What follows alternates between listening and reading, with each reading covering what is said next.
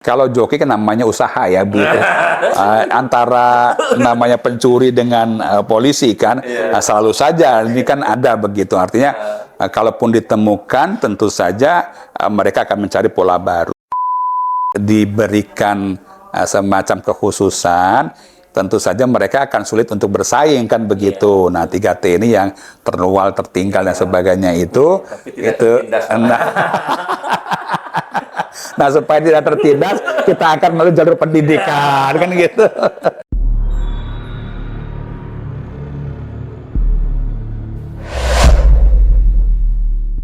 Assalamualaikum warahmatullahi wabarakatuh. Sabar, salam puber. Bersama saya Aden. Saya hari ini ditemani oleh Kak Rio, salah satu founder Pusat Pemberdayaan Remaja Indonesia. Hari ini kita mengunjungi Universitas Lampung. Kita ada di gedung TIK bersama Humas Penerimaan Mahasiswa Baru, Pak Komarudin STMT. Assalamualaikum warahmatullahi wabarakatuh. Sehat Pak Komar? Alhamdulillah sehat walafiat. Alhamdulillah sehat. Ini luar biasa. Hari ini kita membersamai Pak Komar di ruangan beliau yang asyik ini. Ruangannya kecil, sederhana, tapi sejuk, membuat kita nyaman. Ya Pak ya, alhamdulillah. Pak Komar juga betah ya Pak sini Pak? Alhamdulillah. Beliau ini salah satu guru kita waktu kita jadi mahasiswa. Tidak diajar langsung, tapi inspirasi beliau hadir dalam kehidupan kita. Beliau orangnya murah senyum, tapi begini-begini kelihatan awet muda, ya. Padahal cucunya sudah 2 ya Pak. Alhamdulillah. Anak baru 5. Tapi kalau Karyo baru 8 ya. Pak Komar ini salah satu dosen di Fakultas Teknik Unila, tepatnya di jurusan Teknik Elektro. Beliau salah satu ahli pesawat tanpa awak ya Pak. Beliau juga pernah membuat aplikasi di kementerian ya Pak. Nanti kita tanya langsung ke beliau aplikasinya apa, masih digunakan sampai sekarang. Dan alhamdulillah kalian beliau juga banyak tentunya, karena beliau juga pernah sekolah di berbagai macam tempat ini, termasuk di luar negeri ya Pak. Alhamdulillah. Begitu Karyo? Iya. Kalau ini kita tanya dulu Karyo, kita tanya dulu Pak Komar ini. Ya. Gimana Pak, sudah berapa tahun di Unila Pak? Alhamdulillah sejak tahun 97 ya. 97 ya, ya, jadi sudah reformasi ya Pak? Iya betul. Jadi sudah hampir 30 tahun ya di Unila gitu. Jadi setelah reformasi melanjutkan kuliah? Iya betul. Jadi setelah reformasi saya melanjutkan untuk studi di UK, tepatnya di Manchester waktu itu begitu. Alhamdulillah.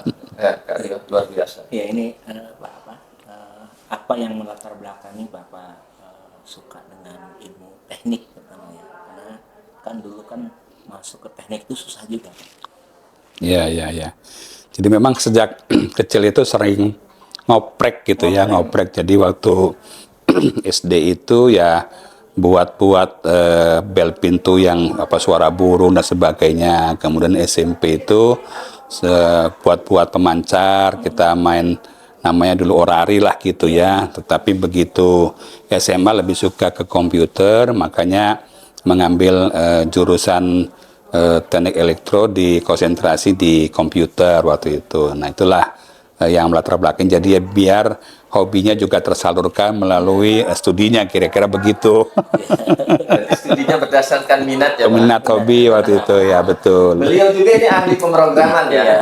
Sudah banyak pemrograman yang dibuat ya Pak? Betul ya memang di samping untuk keperluan internal di Unila sendiri juga ada waktu itu diminta kementerian untuk mengembangkan sistem sumber daya terintegrasi begitu, di mana Unila salah satu pengembang sistem tersebut.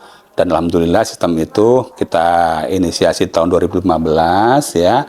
Waktu itu ada pimpinan Unila, kemudian menjadi juga Sesdijen di kementerian, Prof. John itu, kemudian beliau meminta saya juga untuk mendamping beliau untuk pengembangan sistem informasi sumber integrasi tersebut. Nah kemudian yang berikutnya adalah Alhamdulillah SIM tersebut bisa dipakai sampai sekarang.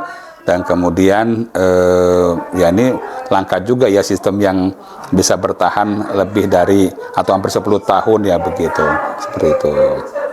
Kalau teknik Pak ya, Pak, punya keahlian Bapak di pesawat tanpa awak. Ceritanya gimana itu Pak? Ya waktu itu sebenarnya mengalir saja ya. Jadi pada waktu ada salah satu wakil rektor yang memang menyukai foto udara. Waktu itu beliau WR4, beliau kemudian senang melakukan foto udara dari layang-layang waktu itu dan minta saya membuat perlengkapan melakukan foto udara dari layang-layang tersebut. Nah kemudian saya buatkan sistem yang bisa melakukan foto udara tapi dikendalikan dari bawah. Dan alhamdulillah beliau cukup senang. Nah, ada timbul masalah ketika kita melakukan foto udara di hutan mangrove waktu itu di Lampung Timur, ternyata nggak ada angin. Jadi kalau nggak ada angin, boro-boro membawa kamera, layang-layang juga nggak bisa terbang kan gitu. Maka beliau menyatakan pada saat itu sekitar tahun 2006 waktu itu 2007 kalau begitu kita langsung melangkah ke drone begitu. Nah itulah makanya pada waktu kita buat drone generasi pertama 2007 kemudian sempat kita lombakan dan alhamdulillah kemudian juga mendapat apresiasi dan berkembang. Namun alhamdulillah sekarang teman-teman yang lebih banyak berkiprah di sana dan ikut lomba-lomba dan saya lebih banyak sekarang sudah ke perangkat lunak gitu ya begitu sesuai dengan amanah yang diberikan gitu. Ini Pak kan nggak semua dulu mempelajari tentang pembuatan drone ya Pak. Mungkin kan ada hal-hal yang tersulit Pak ketika mempelajari drone dan mengembangkan ini.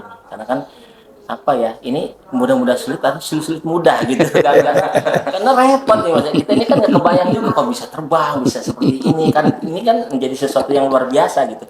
Apa hal yang tersulit ketika mempelajari drone Pak? Ya, waktu itu sebenarnya kita harus memerlukan perangkat dari luar negeri, harus import ya. Terutama untuk horizon sensing itu kita harus import dari Amerika begitu. Makanya waktu itu kita melakukan surat menyurat ke sana. Nah, persoalan alat itu juga sering digunakan untuk keperluan militer. Jadi mereka khawatir akan digunakan untuk keperluan militer. Nah, untuk memastikan itu mereka minta kita menandatangani NDA non-disclosure agreement terkait dengan perangkat sensor tersebut. Nah, setelah kita lakukan itu ya mereka bersedia mengirimkan alatnya, kita gunakan dan alhamdulillah bisa berhasil ya begitu. Ada mahasiswa yang memang luar biasa juga sehingga itulah generasi pertama drone yang dibuat Unila waktu itu masih menggunakan sayap layang-layang ya, sayap layang-layang. Nah, setelah kita buat bisa terbang, nah tetap juga ada kendala-kendalanya. Nanti mendaratnya gimana nih? Karena mendaratnya ketika kita memerlukan ruangan yang sempit, kalau kita lihat di hutan mangrove itu kan dia celahnya kan kanan kirinya kan mangrove ya. Jadi celahnya itu hanya pematang yang kecil. Jadi menangkap drone-nya sendiri agak susah waktu itu. Makanya oke kita harus buat yang drone yang mampu terbang dan mendarat secara vertikal. Kemudian ada alhamdulillah ada yang bisa tertarik juga mahasiswa sehingga kita bisa buat quadcopter pertama waktu itu. Nah, sekitar tahun 2012 waktu itu ya gitu generasi pertama dan artinya kita punya kemampuan itu sehingga kita bisa buat baik yang fixed wing kemudian maupun yang rotary wing yang untuk melakukan vertical take off dan landing begitu. Mahal Pak ya untuk situ. Iya, proses belajarnya mahal, makanya sebenarnya kan kalau teknologi itu ketika produksinya sudah massal kan dia akan turun harganya. Makanya kapitalisasinya itu terkait dengan knowledge yang kita investasikan itu harus segera mungkin ya bisa dikomersialisasikan dan digunakan di masyarakat. Nanti kan teknologinya bisa cari yang lebih murah, tetapi kan pengetahuan itu bisa digunakan untuk keberlanjutan gitu. Kira-kira seperti itu. Selain hobi yang berkaitan dengan basis keilmuan, Pak, hobi Bapak selain itu? Kalau ini membaca ya, kemudian Atau mungkin sekarang kan lebih banyak bertemu dengan orang, jadi mungkin agak sedikit berbeda. Mungkin orang teknik yang biasanya lebih suka ketemu dengan mesin gitu ya, ketemu dengan perangkat yang benda mati. Nah sekarang ditempatkan lebih banyak dengan orang, sehingga berbicara dengan orang akhirnya ditempatkan juga di humas ya, humas terutama humas baru ini sejak tahun 2010 nampaknya sampai sekarang 2024, jadi sudah 14 tahun ya kira-kira gitu ya. Gitu ya. Ternyata berbicara dengan manusia itu jauh lebih nikmat dibanding berbicara dengan mesin. Hari ini ya Pak. Hari ini. Sama teman sekalian, alhamdulillah kalau ingin seperti beliau menikmati indahnya dunia teknik, apa namanya, pesawatan payudara, pemrograman dan seterusnya, maka kita juga perlu masuk ke dalam perguruan tinggi. Dan kita tidak salah hari ini. Kalau salah maka kita tidak bersama Pak Komar hari ini. Kita ulik-ulik sedikit tentang penerimaan mahasiswa baru khususnya di Universitas Lampung. Gitu. Jadi kalau pola penerimaannya ada berapa Pak? Jadi sebagaimana peraturan Menteri Permendikbudristek bahwasanya penerimaan mahasiswa baru itu ada 3 jalur. Yang pertama adalah jalur prestasi, kita kenal dengan SNBP, jadi seleksi nasional berbasis prestasi. Kemudian yang kedua berdasarkan jalur tes atau SNBT yang sekarang masih berjalan dengan UTBK-nya. Kemudian yang terakhir adalah mandiri. Jadi 3 jalur itu dan Unila melakukan ketiga hal tersebut begitu. Tidak ada jalur billing Pak? Jalur billing itu sebenarnya yang pertama itu Unila menerapkan pada jalur mandirinya itu adalah PMPAP. PMPAP itu memang kekhasan milik Unila, di mana bagi calon mahasiswa yang berasal dari keluarga yang tidak mampu itu mendapatkan beasiswa yang memang Unila sendiri yang memberikan. Nah ini berbeda dengan KIP kuliah. Kalau KIP kuliah ini kan dia pinter dulu baru beasiswanya ikut setelah lulus. Kalau PMPAP punya Unila ini dia harus miskin dulu gitu. Masalah kemampuan, yang penting dia bisa lulus tepat waktu, dan kemudian yang utama bahwa dia memang dari keluarga tidak mampu. Jadi memang ada perbedaan cara pandang. Nah inilah jalur istilahnya billing berdasarkan kemampuan ekonomi gitu. Di samping ada juga jalur billing yang lain seperti yang keagamaan seperti Hafiz Quran dan sebagainya begitu. Ini Pak bisa dijelasin nggak Pak terkait dengan SNBP Pak?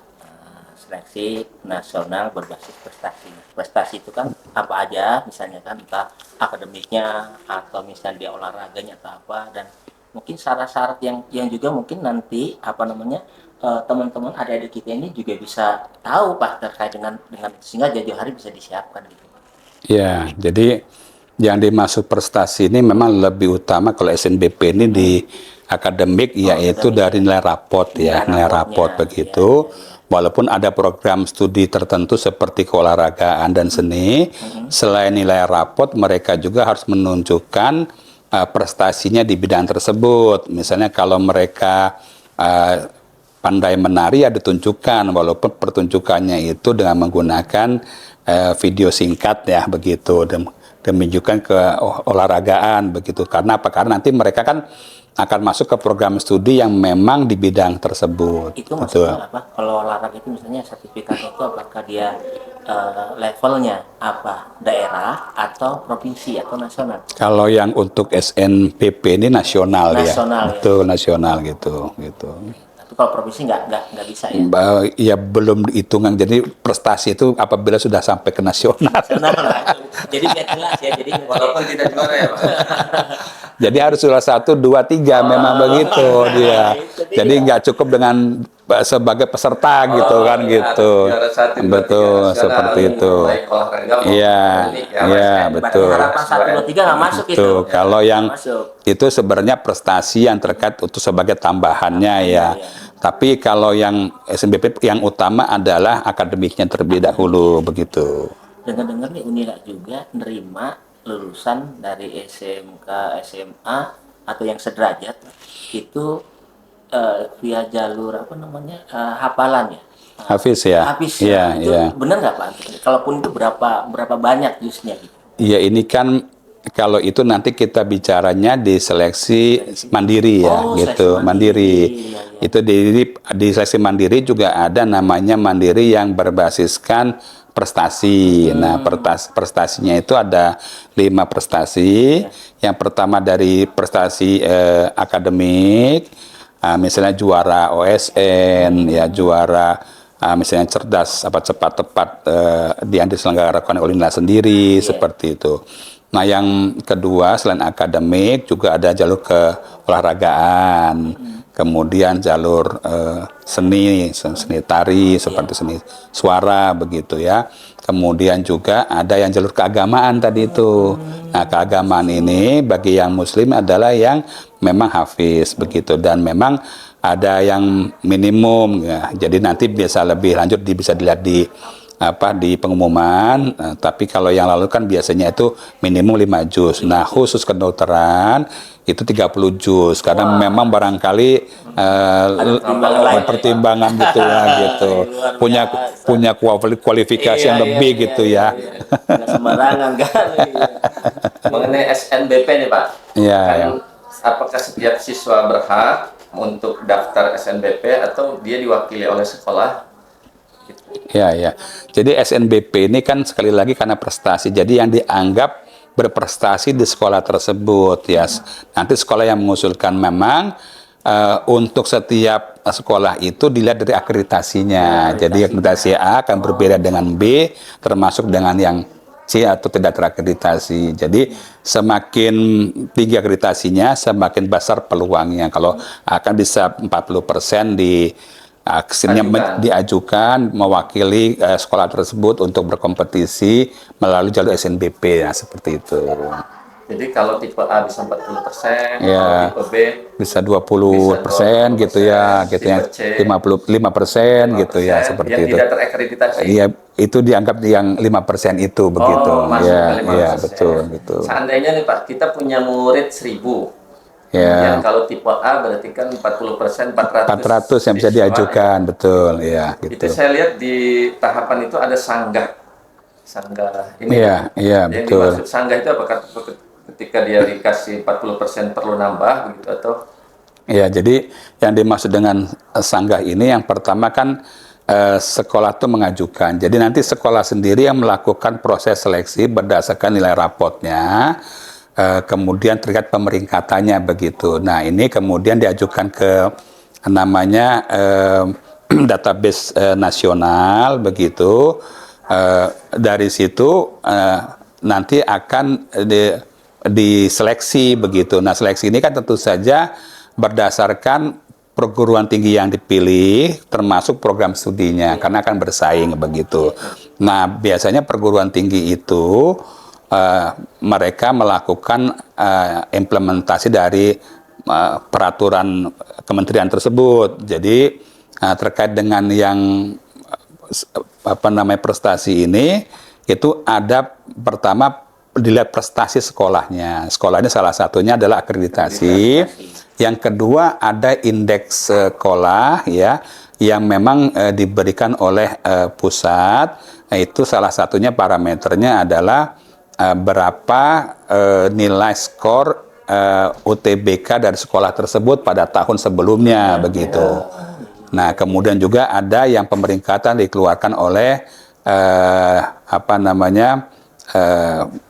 kementerian ya terhadap sekolah-sekolah begitu. Nah, itu menjadi suatu prestasi sekolah. Nah, kemudian ada juga prestasi siswanya. Nah, prestasi siswa itu adalah nilai rapot dari akademiknya, termasuk prestasi lainnya yang mendukung atau sejalan dengan program studi yang diambil begitu.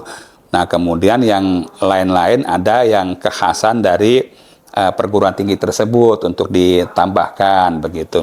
Nah, itu yang menjadi kombinasi itu menjadi nilai skor akhir yang menjadi dasar seleksi bagi perguruan tinggi, apakah seseorang ini bisa layak masuk program studi tersebut atau tidak begitu. Nah, setelah mereka tentunya nanti diumumkan. Nanti diumumkan itu mereka kan mengirimkan nilai rapot, karena nilai rapot yang diunggah ini bisa dikatakan baru sebatas klaim gitu kan sekolah. Nah, itu kan mereka mengirimkan rapotnya, jadi yang sudah dilegalisir dan ditandatangani oleh kepala sekolah, nanti akan dibandingkan begitu. Nah, ini bisa terjadi nilai rapot itu yang diunggah tidak sama dengan nilai yang ada yang di rapot tersebut. Nah, ada yang lebih kecil, ada yang lebih besar. Nah, biasanya itu yang kalau terjadi demikian, tentu sementara dipending dulu, perlu diklarifikasi. Nah, ketika nanti ada misalnya yang merasa rankingnya lebih tinggi kok diterima yang lebih rendah kok diterima yang tinggi tidak terima, nah mereka kan mengajukan gugatan kan, nah itulah sangga. Nah sangga itu nanti akan diklarifikasi, diberikan informasi terkait kenapa yang dia merasa lebih tinggi tidak diterima sementara yang rendah diterima. Nah inilah masa sangga tersebut gitu. Terus bandingin ini Pak, kan ada tadi poin penilaiannya bagus, sudah ada standar akreditasi, ada indeks sekolah ya. SNBT betul tahun ya. sebelumnya dan ada indeks dari kementerian. Ya betul. Itu bisa nggak mengukur sekolah-sekolah yang nilainya besar, ya kan? Tapi kualitasnya ini, kan? Itu di SNBP atau yang standar gitu. Karena nilai rapot itu kan bisa jadi 9 semua antar siswa, tapi kualitas sekolah kan betul bervariasi ya. Makanya kenapa dilakukan juga selain prestasi siswa ke prestasi sekolah? Karena persiswa yang tadi nilainya suatu SMA itu royal lah kadang-kadang dia. Jadi nilainya antara 9 sampai 10 semua kira-kira begitu kan. Sementara ada SMA yang memang penilaiannya itu lebih wajar lah begitu, jadi 8 gitu ya. Nah, tentu kalau ini langsung diadu, tentu yang nilai 9 itu akan punya peluang besar untuk masuk. Nah, makanya ini dinormalisasi dengan prestasi sekolah. Tentunya apa? Kalau prestasi sekolahnya bagus, ini akan menetralisir nilai yang tadi yang royal tadi itu begitu. Nah, ini artinya kalau dia nilainya bagus, kemudian sekolahnya bagus, bagus beneran kira-kira begitu. Tapi kalau nilainya bagus, sekolahnya tidak, teruji ketika apa? Ketika UTBK yang istilahnya kompetisinya sama begitu, ternyata yang mengerjakan soal dari sekolah tersebut banyak nilainya lebih rendah. Nah, berarti kan kualitasnya kan bermasalah. Nah, makanya itu dimasukkan juga sebagai parameter untuk melakukan koreksi atau netral dinormalisasi lah kira-kira dari perbedaan disparitas dari nilai-nilai tersebut begitu. Sehingga akhirnya dengan normalisasi itu dari nilai 9, 8 misalnya 7 begitu, itu didapatkan angka yang setelah ternormalisasi bisa memilih mana yang memang betul-betul berkualitas gitu. Ini seleksinya nasional juga ya Pak? Kalau Nasional, SNBP ya nasional. karena gitu. kan ada yang milih di UGM, betul. ada yang milih di Unila. Betul ya, iya betul. Jadi yang menentukan bukan Unila, tapi nasional atau kita mengajukan begitu? Ya, jadi yang mengajukan itu kan dari sekolah, sekolah kemudian secara nasional. Nah, setiap perguruan tinggi kan punya parameter kekhasan di samping parameter yang ada poin-poin yang dari nasional tersebut begitu. Nah, ini dikombinasikan kemudian menjadi dasar memilih siswa berdasarkan program studi yang dipilihnya. Jadi pilihan juga jadi masalah. Misalnya begini. Dia nilainya bagus, tapi ikut kompetisi di program studi yang bagus. Nah, padahal ada yang mungkin di siswa tersebut yang kurang bagus nilainya, tapi tingkat kompetisinya di prosesnya rendah. Nah, itu biasanya suka ada yang protes. Kenapa saya nggak diterima? Iya, pilihannya istilahnya berkompetisi dengan yang hebat-hebat, menyebabkan dia jadi terlempar kan gitu. Nah, jadi cara milih itu juga ada seninya memang gitu. Indikator hebatnya sebuah jurusan itu apa? Daya tampung dengan daya tampung sekian, terus yang ikut ujian sekian, atau dari apa? Ya, sebenarnya kan ketika yang milih itu dari sekolah-sekolah yang bagus, siswanya juga bagus, otomatis ini kan akan mengisi nilai-nilai di atas begitu kan. Nah, nanti dari sekolah yang relatif kurang bagus, kemudian setelah di scoring kan akan mengisi otomatis akan di bawahnya ya. Ketika kuotanya terbatas, tentu yang nilai-nilai tertinggi ini yang akan terambil, sementara yang di bawahnya tidak terambil. Apalagi program studi yang misal sangat ketat, itu bedanya tipis sekali itu. Dan karena tipisnya itu skor dari misalnya prestasi yang lainnya yang mendukung itu punya potensi untuk mendongkrak nilai yang sekian itu untuk menjadi dia melompati yang tadi di bawahnya menjadi dia di atas begitu. Jadi jangan juga lupa bahwasanya prestasi lain yang mendukung itu juga bisa jadi poin ketika seleksinya itu begitu ketat.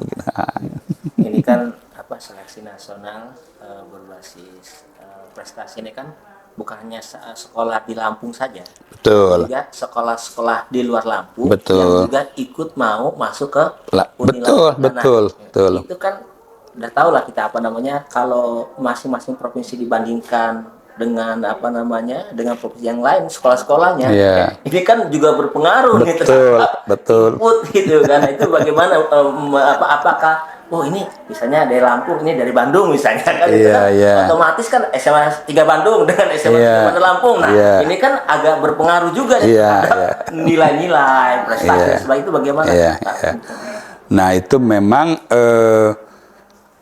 perlu semacam aturan khusus barangkali ya. Tapi intinya kan kalau dilihat dari sebaran bahwa untuk Lampung ini tetap yang paling banyak adalah yang berasal dari Lampung. Memang ada program studi khusus yang seksi sekali, yang diminati juga oleh orang luar. Nah, itu memang tidak bisa dihindari, akhirnya memang lebih dari 50%-nya dari luar, seperti itu. Tapi di lain pihak bahwasanya itu mengukur juga bahwasanya kita bisa bersaing dengan perguruan tinggi yang di luar Lampung, bahkan di Jawa begitu. Artinya apa? Mereka juga mau berkompetisi di Lampung ini kan begitu, walaupun memang tidak semua program studi. Jadi kita mengambil yang positifnya lah begitu. Nah, kalaupun mau diterapkan, ini tentu saja ada klausul khusus, misalnya ada daerah 3T. Nah, 3T itu memang sudah ada aturan tersendiri. Jadi kalau mereka tidak diberikan semacam kekhususan, tentu saja mereka akan sulit untuk bersaing kan begitu. Nah, 3T ini yang terluar, tertinggal dan sebagainya itu nah, supaya tidak tertindas kita akan melalui jalur pendidikan kan gitu.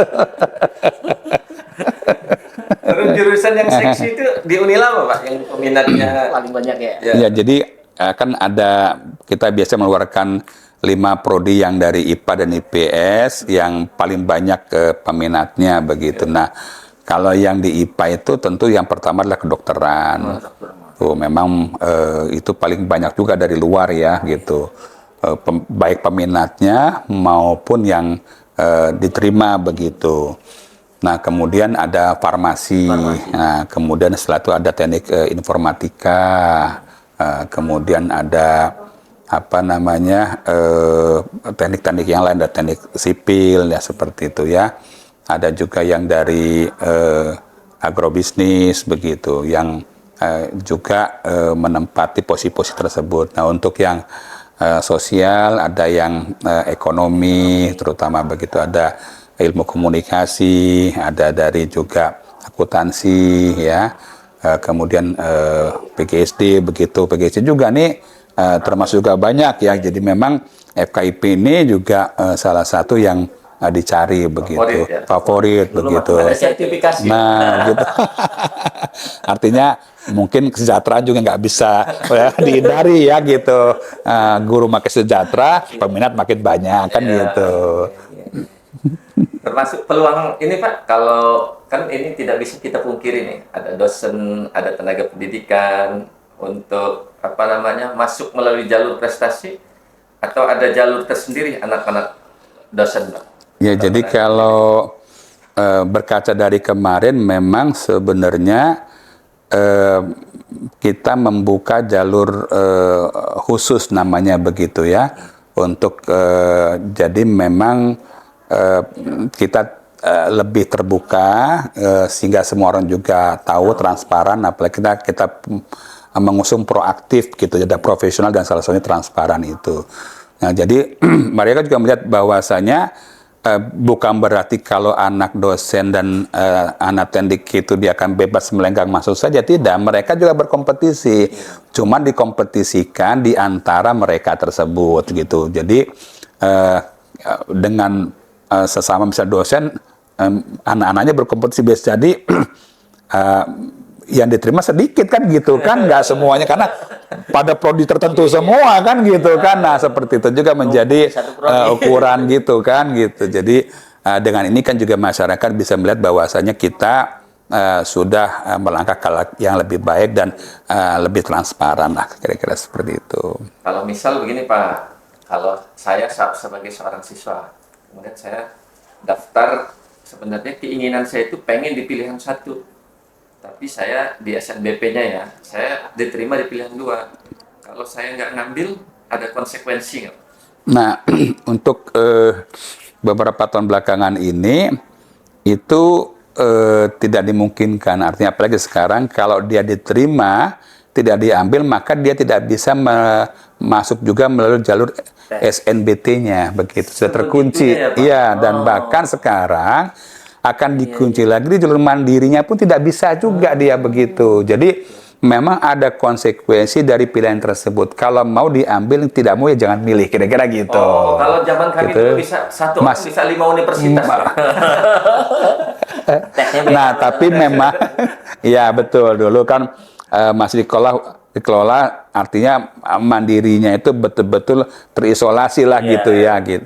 Tapi kalau sekarang ini untuk yang PTN itu nanti akan ada sinkronisasi data sehingga yang sudah diterima tidak akan bisa diterima. Mendaftarnya bisa, tesnya mungkin juga masih bisa. Tapi untuk pengumuman akan disinkronisasi. Kalau sudah diterima, maka dia tidak bisa lagi diterima di jalur mandirinya. Ini Gitu. sudah disampaikan ke pihak masing-masing sekolah Pak ya? Sudah dilakukan dalam proses sosialisasi, kita sampaikan. Jadi bahkan waktu SNBP itu kita wanti-wanti betul, kalau tidak mau ya jangan mendaftar di jalur itu. Bisa diberikan kesempatan pada siswa lain yang memang betul-betul menginginkan gitu. Ini proses membuat pendidikan agar merata di seluruh Indonesia. Jadi yang sudah menerima jalur prestasi, harapannya tidak mengambil jalur-jalur orang lain. Ya, karena susah kita untuk kuliah di banyak tempat dalam waktu yang bersamaan. Gitu. Jadi adik-adik jangan pasrah, maksimalkan potensi adik-adik di sekolah, terus giat belajar, terus adik daftar melalui jalur SNBP. Insya Allah mudah-mudahan kalau memang rezeki kita dan itu baik menurut Allah Subhanahu Wa Taala, Insya Allah kita ambil. Gitu SNBP. Iya. Keren. Jadi yang jelas, sahabat kubur juga ada di sekalian, pastikan dulu sebelum memilih itu, yakinkan bahwa itu pilihan kita, baik itu pilihan pertama ataupun pilihan kedua, sehingga nanti kalaupun ternyata pilihan pertama nggak dapat, pilihan kedua dapat, nah udah disitulah harus terima gitu, karena efeknya ke tes-tes berikutnya juga apakah nanti berpengaruh terhadap tahun-tahun berikutnya juga bisa jadi berpengaruh, karena kalau satu enggak, tapi kalau banyak, nah itu juga jadi masalah nanti untuk adik-adik berikutnya. Berapa tahun diisolasi Pak? Nah itu Pak, ini kan ada juga tahu Pak. Iya, jadi memang ketika ditenggarai bahwasanya memang sekolah tersebut tidak mengambil apa yang sudah diterima tersebut, ini menjadi catatan bisa jadi dia tidak dipertimbangkan kembali pada waktu berikutnya gitu. Nah, ada Profesor AB di sini. Walaupun itu sekolah yang terakreditasi A. Iya, sekolah bisa jadi sekolah favorit sekalipun belum tentu akan diterima karena ada proses itu. Saya mendengar dari sekolah yang favorit di kita di Lampung itu tidak bisa masuk ke perguruan tinggi yang ternama di Pulau Jawa karena ada kasus itu begitu. Jadi perlu dinetralisir dulu kesungguhan dan sebagainya, audiensi lagi kira-kira untuk buat komitmen. Nah itu supaya tidak tanda kutip tidak di blacklist dari perguruan tinggi tersebut. Berarti imbasnya bukan hanya kepada siswa, tapi kepada sekolah dan adik kelasnya. Adik kelasnya, betul. Itu tentang SNBP. Sebenarnya banyak harus kita gali tentang SNBP ya, tapi adik-adik Nah, kita ada proses berikutnya, tapi kita gali dulu tentang SNBT ya, yang hari ini sampai hari ini juga masih tes. Tapi pesan ini sebenarnya buat adik-adik kelas 11 khususnya, atau adik-adik yang sekarang kelas 12 belum beruntung. Nah, kita lihat bagaimana proses SNBT begitu ya. Kalau SNBT Pak, ini juga kan dikelola nasional ya Pak. Betul, betul. Nah, prosesnya seperti apa nih Pak? Dari daftar ya Pak? Iya, betul. Jadi dari mereka mulai daftar, sekarang kan mungkin berbeda dari tahun-tahun sebelumnya. Jadi sudah 2 tahun terakhir ini kan bahwasanya vokasi itu dimasukkan juga untuk proseleksi pada waktu yang sama. Kalau dulu kan kalau nggak lulus di S1 baru kita milih D3 kira-kira gitu. Nah, sekarang milih D3 atau vokasi atau D4 itu pada saat yang bersamaan, sehingga ketika dibuka pendaftaran mereka memilihnya bisa S1 maksimum 2, kemudian kalau mau lebih dari itu bisa 3 atau 4, tetapi selebihnya adalah vokasi, kira-kira seperti itu. Jadi pilihannya itu bisa lebih banyak, tetapi lebih memberi kesempatan juga ke prodi-prodi yang membuka jalur vokasi juga untuk bisa menikmati, mereka juga bisa mendapatkan tempat, kira-kira begitu. Yang sudah SNBP tidak lulus tetap harus daftar ya? Nah, SNBP yang tidak lulus itu mereka sebenarnya kan kalau yang baru kan akunnya sudah ada itu kan begitu. Nah, dengan akun itu mereka mendaftar ke perguruan tinggi dan program studi yang mereka minati begitu. Karena mereka tidak lulus kan tidak diblok ya gitu ya. Kecuali tadi yang lulus gitu, udah nggak bisa lagi daftar, otomatis tidak bisa daftar aja nggak bisa, apalagi ikut ujian kan gitu ya. Nah, baru kalau mereka sudah bisa daftar, nanti secara serentak ujian secara nasional mereka memilih mereka mau tes di mana. Ada 74 tempat tes di seluruh Indonesia, mereka bisa memilih yang terdekat, sehingga mereka bisa mendapatkan layanan yang terbaik lah, kira-kira demikian gitu.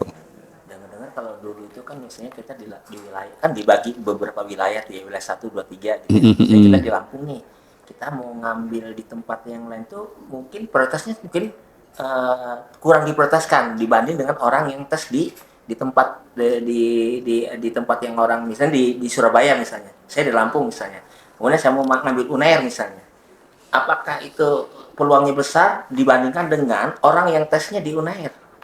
Itu. Ya, karena ini seleksinya nasional itu tidak ada pengaruh apapun begitu. Jadi mau tesnya di Lampung sendiri kan ada 2 tempat nih, selain di Unila ada di Tera juga begitu. Jadi mau ngambilnya di Tera, mau ngambil Unila, tes dimanapun, atau mau ngambilnya di perguruan tinggi di Pulau Jawa atau di Pulau Kalimantan dan sebagainya, itu tidak ada pengaruhnya gitu. Karena nilainya secara nasional itu di tanda kutip akan di grading, tidak melalui di mana mereka tes begitu. Dan sekarang lebih adil cara penilaiannya juga. Cara penilaian itu kalau suatu soal itu banyak yang bisa menjawab, maka soalnya jadi mudah gitu. Sebaliknya soal yang sulit dijawab, jadi soalnya lebih sulit ini begitu. Nah, itu bobotnya berbeda begitu. Jadi iya, jadi ini lebih adil gitu gitu.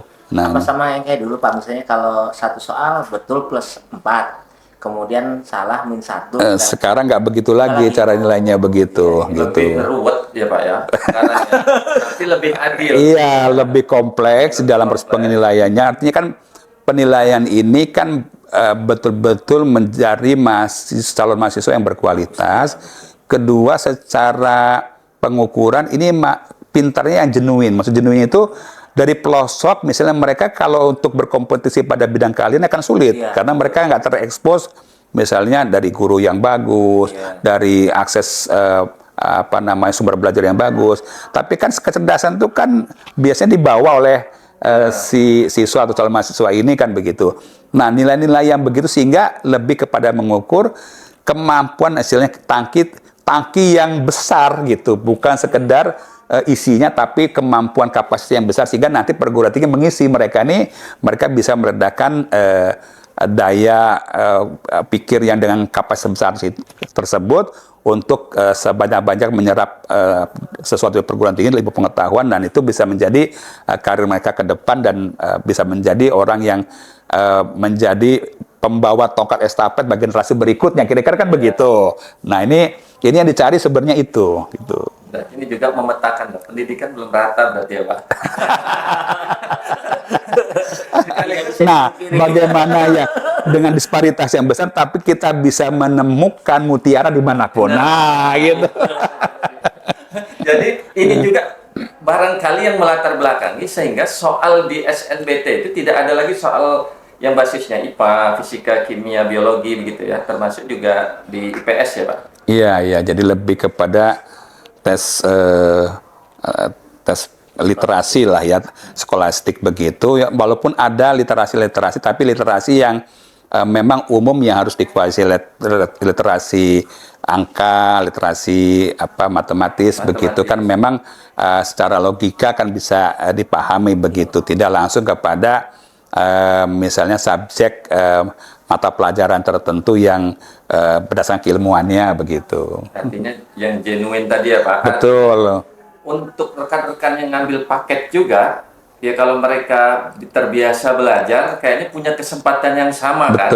Betul. Rekan-rekan juga yang ini belajarnya intensif. Betul ya. Gitu. Dan ini kan setiap tahunnya kan pasti mahasiswa baru, jumlahnya kan pasti berubah-berubah. Mungkin nanti kan ada daya tampung, kemudian juga ada yang peminatnya berapa, ada pembandingnya dan keketatannya, dan juga pasti ada yang tidak lulus, ya kan? Gitu. Nah, itu bisa nggak dijelasin penyebab siswa itu tidak bisa lulus atau diterima dengan berbagai faktor ya, kemudian tadi daya tampung, keketatan sama minat dari masing-masing siswa dan masing-masing jurusan. Iya, betul. Jadi memang setiap prodi itu kan punya daya tampung ya, begitu. Kemudian daya tampung ini nanti akan digunakan sebagai cara calon mahasiswa memilih. Biasanya kalau data yang besar mungkin peluang mereka juga besar, biasanya jadi salah satu kriteria memilih, di samping minat tadi ya, minat dan bakat mereka mau kemana begitu. Nah, nanti mereka akan diuji kan di UTBK ini, mereka dapat nilai. Nah, nilainya tentu saja nanti akan dikompetisikan di prodi mana mereka berada gitu ya.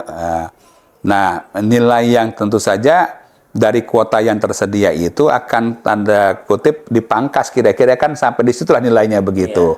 Maka akan kita temui pada program studi yang sangat ketat, itu nilainya hanya sedikit sekali bedanya. Berarti tidak diterima itu bukan mereka bodoh, tapi karena memang kapasitasnya betul, yang memang dibandingkan orang yang berminat dengan kualitas yang bagus ini, kapasitasnya yang terbatas itu gitu. Nah, untuk itu mereka diberikan juga pada peluang kedua, bisa jadi program studinya sama tapi di perguruan tinggi lain gitu, yang memungkinkan sehingga mereka masih ada kemungkinan diterima di situ. Jadi mereka juga harus punya kejelian bahwa setiap perguruan tinggi juga itu bisa jadi nilainya tidak sama gitu. Jadi kalau yang satunya perguruan tingginya bagus sekali, yang satunya juga harus mengukur. Saya juga harus memilih yang di bawah situ. Barangkali nilai saya ini kalau tidak cukup, bisa masuk ke perguruan tinggi yang lain tersebut, begitu. Pak, misalnya nih ada si anak ini yang pertama dia ngambil jurusan pilihan pertama. Anak yang kedua pilihan kedua, tapi dengan jurusan yang sama. Tetapi nilai yang pilihan kedua ini anaknya lebih besar daripada anak yang pilihan pertama. Itu gimana, Pak? Untuk ini, Pak? Nah, kalau bahwasanya perguruan tinggi itu hanya menerima pilihan pertama saja, selesai udah. Karena tidak akan pilihan kedua tidak dipertimbangkan kan gitu kan begitu. Nah, itu ada kemungkinan begitu gitu. Nah, makanya pilihan pertama itu menjadi dasar karena gini, ini kan masa perguruan tinggi gengsi juga kan. Saya kok nomor 2 kan gitu ya. Kalau juga ya. Masalahnya ini. Gitu kan gitu. Di samping juga nah, pilihan kedua ini kan motivasinya tidak sekuat pilihan pertama gitu. Jadi bisa jadi tidak sepenuh hati dia mengikutinya gitu. Jadi kalau ada peluang entah di swasta barangkali saya akan pilih lagi lah gitu. Nah itu sehingga nanti akan ada tempat yang kosong yang merugikan, harusnya peserta lain bisa masuk jadi tidak bisa masuk sementara tempatnya jadi kosong kan begitu. Makanya itu juga menjadi salah satu kenapa jadi pilihan pertama itu sakral lah kira-kira gitu ya. Nah gitu. Tapi bukan berarti bahwa semua akan memperlakukan seperti itu kan begitu. Tetap ada peluang pada pilihan kedua bagi misalnya program studi yang dia menerapkan saya nggak mau kalau nilainya nggak segini kira-kira begitu. Jadi dilihat betul yang di bawah itu dia punya harapan pilihan kedua juga masih banyak nilainya tinggi begitu. Nah ada juga yang begitu. Itu proses-proses seperti itu kan banyak pertimbangan lah gitu ya. Ada pertimbangan masalah nggak mau diduakan, ada yang juga tadi ya masalah persoalan nilai, ada masalah motivasi begitu seperti itu. Jadi di perguruan tinggi kalau menemukan bahwasanya banyak yang pilihan kedua ini kemudian dia berikutnya tidak kuliah lagi, nah itu juga bisa jadi dasar pertimbangan mereka begitu seperti itu. Jadi kecil ya pilihan kedua untuk bisa ngegeser pilihan pertama walaupun nilai pilihan kedua ini lebih besar. Nah, anak yang pilihan pertamanya itu Pak. Ya. Nah, pada program studinya kalau berbeda kan begitu di perguruan tinggi yang sama bisa sekaligus sebenarnya. Maksudnya begini, pilihan 1 kedua ini kan langsung diproses begitu, sehingga nilai tersebut tetap digunakan gitu. Memang tidak menunggu putaran kedua begitu. Nah, cuma ini kan ya belum tentu terjadi masalahnya.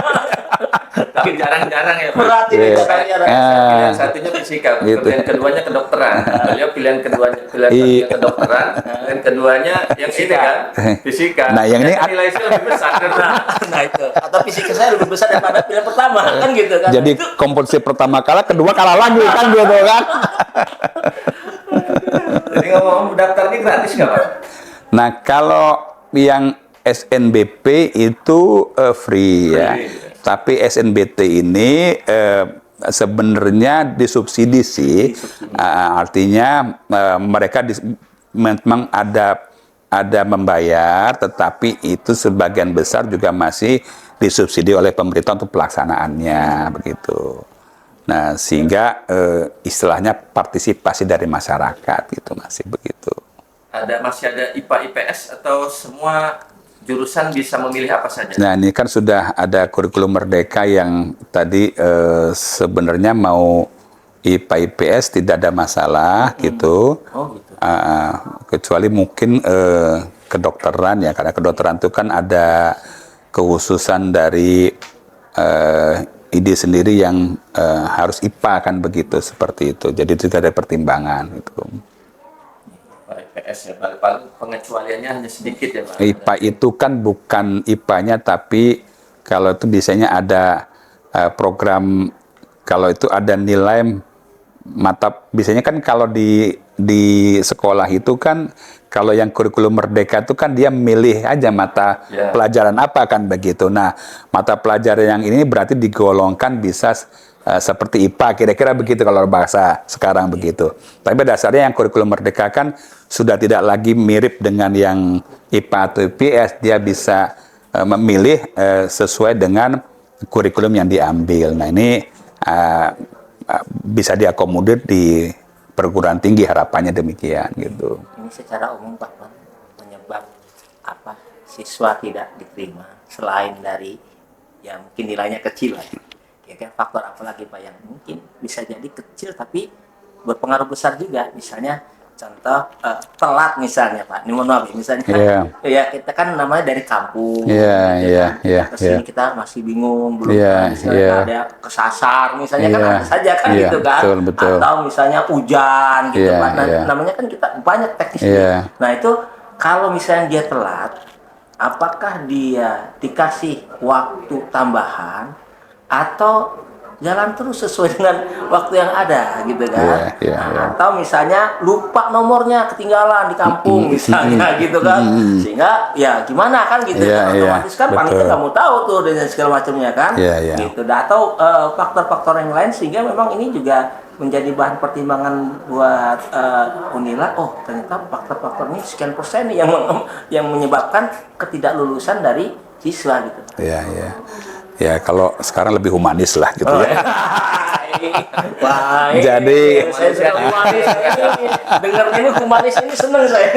Jadi misalnya kalau terkait dengan lupa membawa nomor peserta itu selama menunjukkan data diri itu masih bisa kita printkan lah kira-kira begitu. Jadi nggak menjadi kendala kalau itu begitu. Yang penting yang bersangkutan yang ikut kira-kira begitu. Jangan sampai digantikan oleh orang lain kan gitu, yang joki dan sebagainya. Yang kedua, kalaupun ada peserta yang terlambat, selama masih batas durasi yang diperkenankan 30 menit itu, dia masih bisa ikut tes dan kemudian waktunya itu tidak dikurangi gitu. Jadi dia kalau tadinya istilahnya seolah mendapat tambahan waktu 30 menit kan kira-kira begitu. Jadi tidak merugikan yang bersangkutan, termasuk kalau ada kendala teknis, misalnya tiba-tiba mati listrik nih begitu, pak gitu ya, padam. Nunggu 1 jam gitu.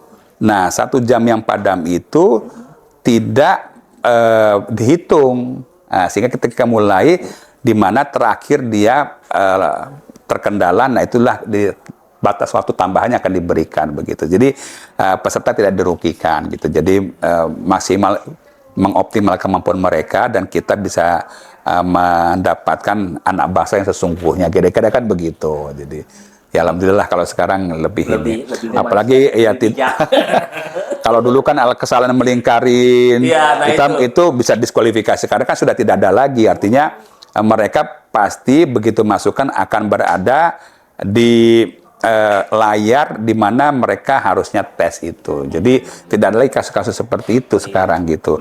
Tinggal joki masih banyak.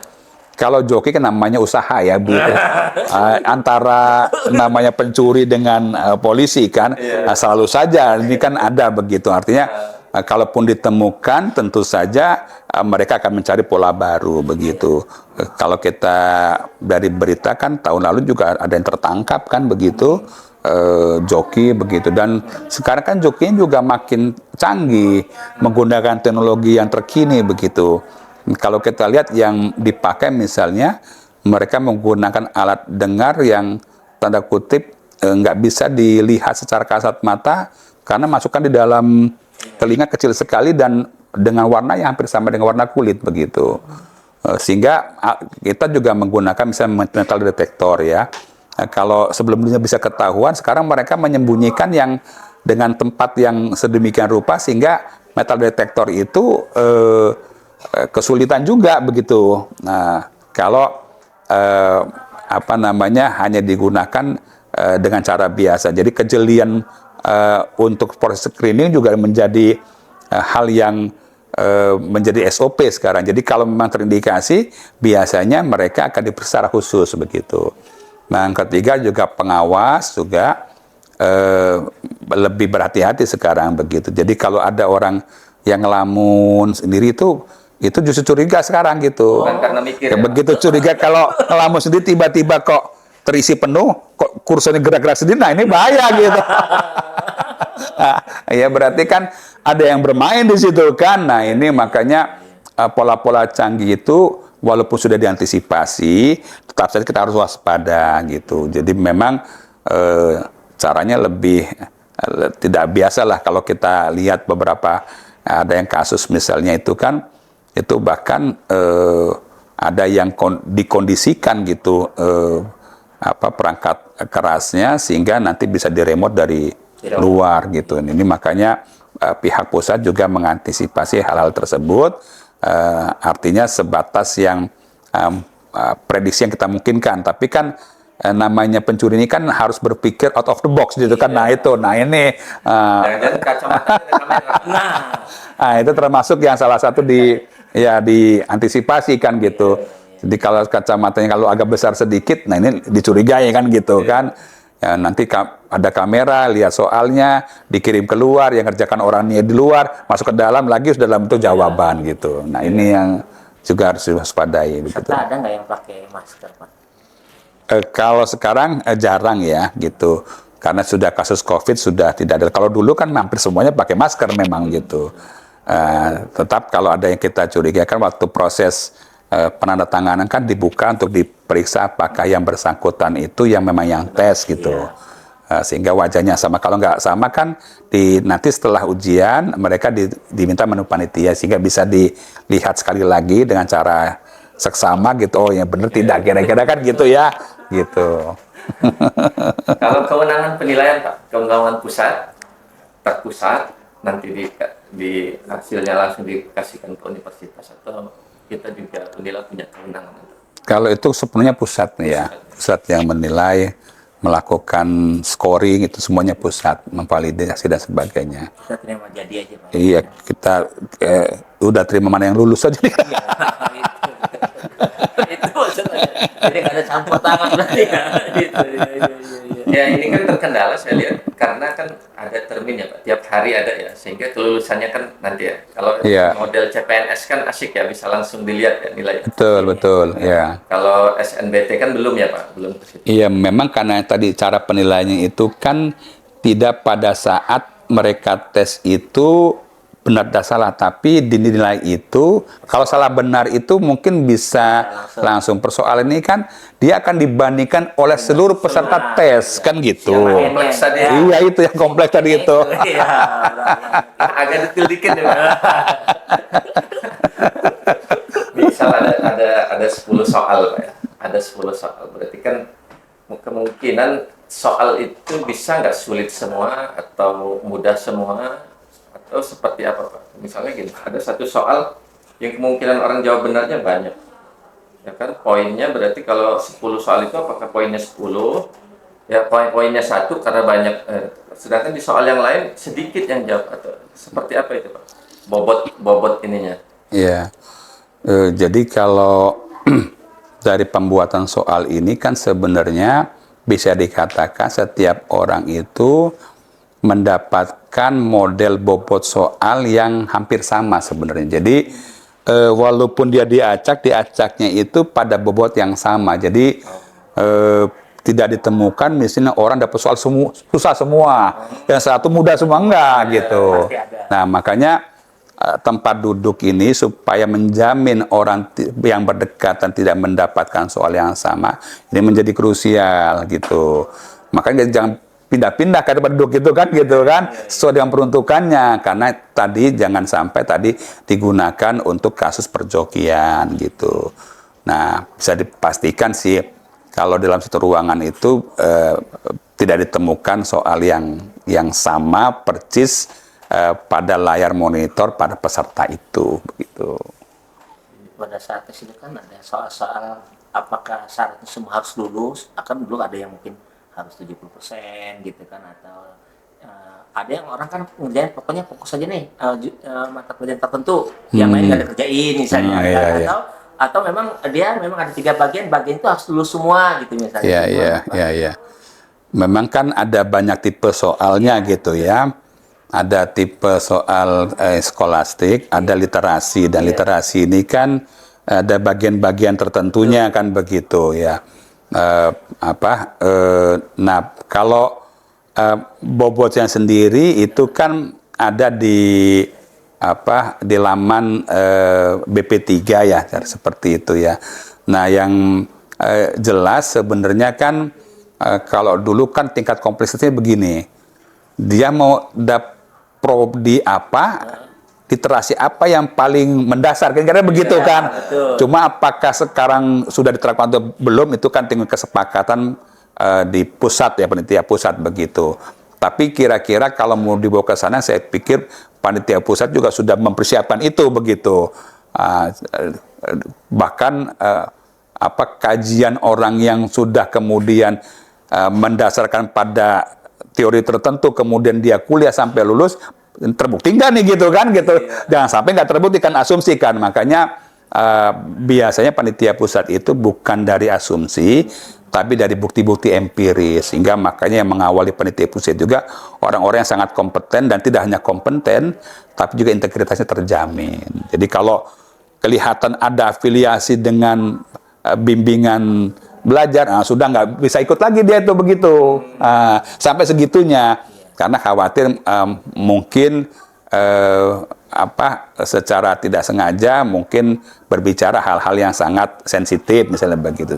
Nah, ini kan sehingga pada bimbingan belajar tertentu diuntungkan kan, kira-kira gitu kan. Nah, untuk menjaga independensi itu, maka di pusat juga itu memang diperlukan, atau orang yang tidak hanya punya kompetensi yang bagus tapi juga integritasnya terjamin itu begitu. Iya, luar biasa. Kalau tadi diterima, kalau SNBP nggak diambil bisa kena ini. Tapi kalau SNBT, kalau Ya. dia diterima tidak diambil, Pak. SNBT ini dia sebenarnya ini bisa mendaftar, tapi kalau dia mau diumumkan lulus, akan dicek dulu dia diterima nggak di mana SNBT-nya ini begitu. Kalau dia diterima di mandirinya ini, bisa jadi dia akan didiskualifikasi begitu. Nggak tahap berikutnya berarti dia Iya, akan merasa. iya itu begitu. Jadi waktu proses itu nanti akan disinkronisasi itu. Nah, itu memang kalau ya ini agak berbeda lah gitu ya. Ya intinya sebenarnya sih supaya kursi itu jangan kosong ya gitu. Artinya kalau bisa memang diisi bagi orang yang negara juga mensubsidi kan, persoalannya begituan. Kelas kurang 2 ya sama aja kan gitu kan, pengeluarannya kan begitu kan. Sementara anak bangsa yang lulus jadi harusnya bisa 40, tiba-tiba hanya 35 misalnya kan begitu. Yang 5 entah kemana kan gitu kan. Harusnya bisa diisi oleh anak bangsa yang lain. Nah, itu yang jangan sampai terjadi kan, kosong seperti itu gitu. Ya, luar biasa tentang SNBT. Jadi bersiap-siap untuk melakukan tes. Jangan pernah khawatir, insya Allah kondisi apapun kita terus bersemangat gitu. Keterbatasan jangan membuat kita patah semangat. Iya. Karena ada jalur berikutnya juga, jalur mandiri ya Pak. Betul, jalur mandiri. Kalau mandiri ini kewenangan universitas ya Pak. Betul ya, kewenangan universitas. Ada yang modelnya adalah konsorsium, ada yang seperti teman-temannya di bagian barat Indonesia itu melakukan konsorsium begitu, tapi ada yang betul-betul secara mandirinya itu betul-betul mandiri, artinya independensinya di perguruan tinggi tersebut begitu. Nah, Unila sendiri pernah melakukan itu pada masuk dalam konsorsium. Nah, sejak tahun yang lalu itu memang diminta oleh Dewan Pengawas bahwasanya Unila betul-betul melakukan secara mandiri. Dengan kejadian kemarin kita ingin menunjukkan bahwa sudah ada perubahan yang sangat signifikan dalam tata kelola penerimaan mahasiswa baru begitu. Termasuk soal ya Pak? Pembuatan soal. Iya, demikian juga pembuatan soal, scoring. Makanya kan scoringnya kita berbeda itu ketika mirip tes CPNS lah. Ketika mereka untuk menjaga transparansi itu, ketika mereka selesai langsung keluar skornya gitu. Nah, gitu. Jadi faktor di luar itu karena harus UKT-nya harus gede itu enggak ya Pak?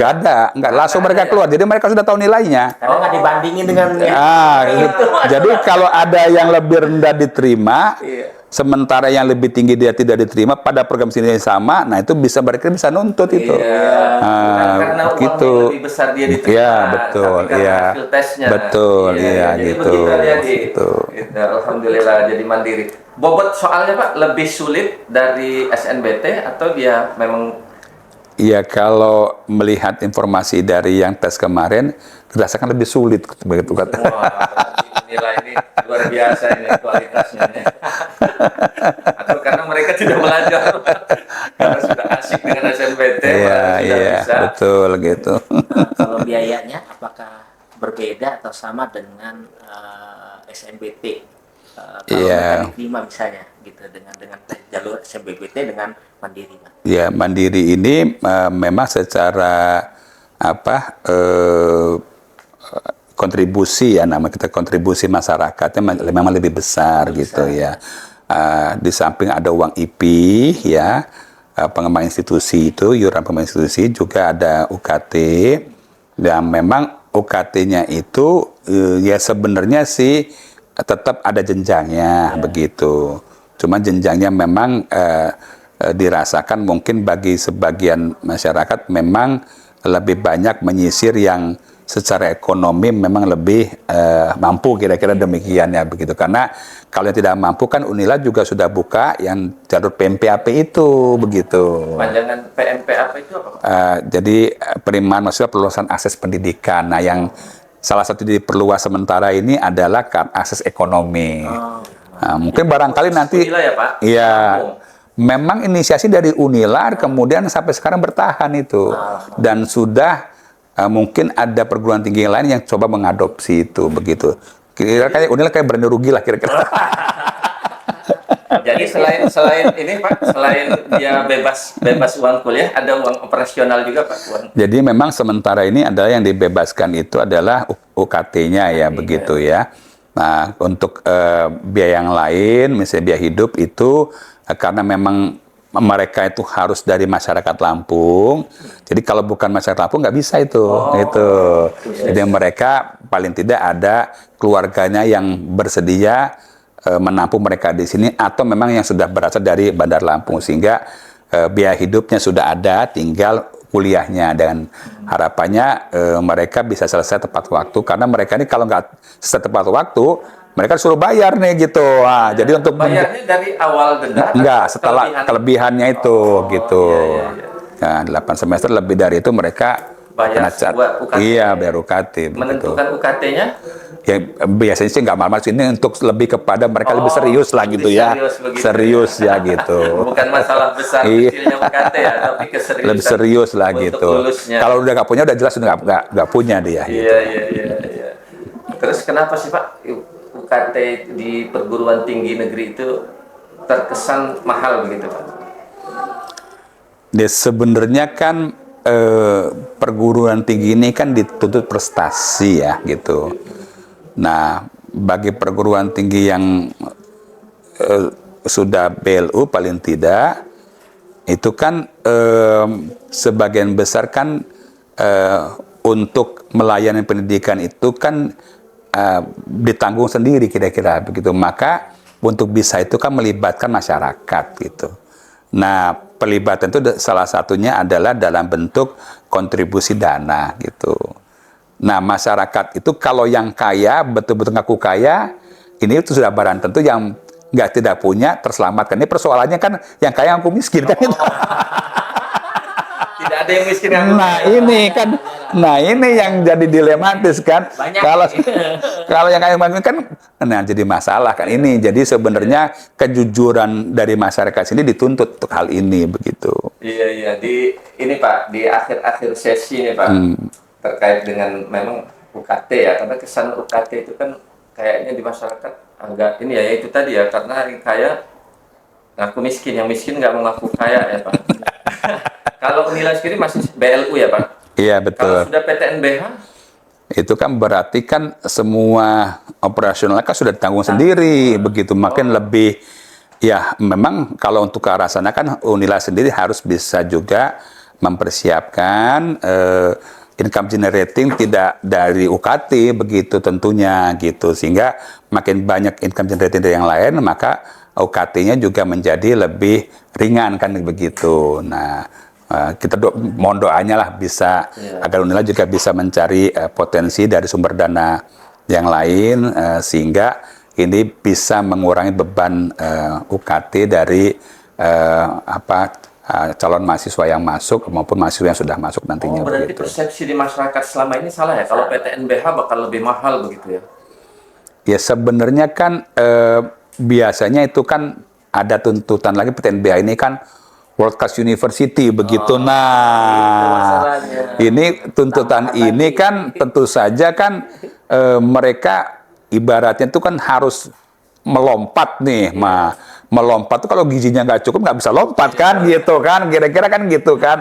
Nah ini yang barangkali membuat partisipasi masyarakatnya diminta lebih kan begitu. Nah ini ya mungkin barangkali ya perlu juga ditata kembali ya tentang World Class University itu sehingga masyarakat juga tidak berkesan bahwasanya biang kerok ini adalah UKT apalagi nanti di PTNBH, nah kan gitu kira-kira kan gitu.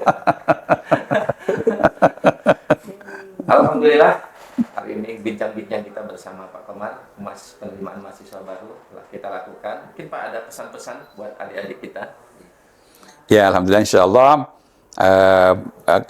mahasiswa baru ini memang selalu bertransformasi, mencari yang lebih baik, mencari lebih ideal untuk menemukan potensi anak bangsa untuk bisa berkuliah. Toh nanti kan estafet ini kan di anak-anak bangsa generasi berikutnya, maka bibit-bibit unggul bisa dicari untuk menggemban amanah lebih besar kepada bangsa ini begitu. Ya, alhamdulillah. Karyo ada tambahan? Alhamdulillah. Kami selaku alumni Unila juga bangga dengan Unila. Kami juga bangga menjadi alumni Unila. Kita doakan mudah-mudahan Unila nanti bisa jadi PTNBH. Amin. Bagaimana keinginan warga Unila. Kita doakan Pak Komar. Amin. Kesehatan, kebugaran Pak. Dalam beraktivitas. Mudah-mudahan segera ini Pak. Terus berlanjut. Amin. Memberikan manfaat buat masyarakat. Amin. Terima kasih kami sudah diberikan kesempatan untuk berbincang-bincang. Dari kami sekian, sampai jumpa di podcast berikutnya yang lebih seru. Sabar, salam Uber, assalamualaikum warahmatullahi wabarakatuh.